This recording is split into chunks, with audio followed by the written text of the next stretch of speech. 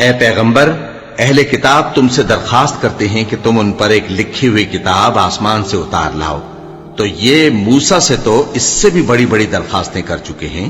ان سے کہتے تھے ہمیں اللہ کو ظاہر یعنی آمنے سامنے دکھا دو، سو ان کے گناہ کی وجہ سے ان کو بجلی نے آ پکڑا، پھر کھلی نشانیاں آ جانے کے بعد بچڑے کو معبود بنا بیٹھے، تو اس سے بھی ہم نے درگزر کی۔ اور موسیٰ کو ہم نے کھلی سند دی تھی، اور ان سے عہد لینے کو ہم نے ان پر کوہ طور اٹھا کھڑا کیا، اور انہیں حکم دیا کہ شہر کے دروازے میں داخل ہونا تو سجدہ کرتے ہوئے داخل ہونا، اور یہ بھی حکم دیا کہ ہفتے کے دن مچھلیاں پکڑنے میں تجاوز یعنی حکم کے خلاف نہ کرنا۔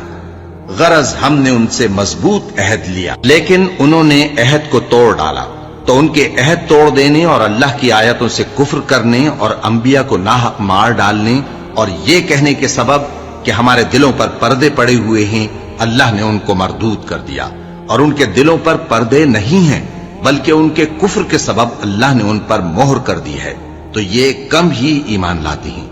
اور ان کے کفر کے سبب اور مریم پر ایک بہتان عظیم باندھنے کے سبب اور یہ کہنے کے سبب کہ ہم نے مریم کے بیٹے عیسیٰ مسیح کو جو اللہ کے پیغمبر کہلاتے تھے قتل کر دیا ہے، اللہ نے ان کو ملعون کر دیا،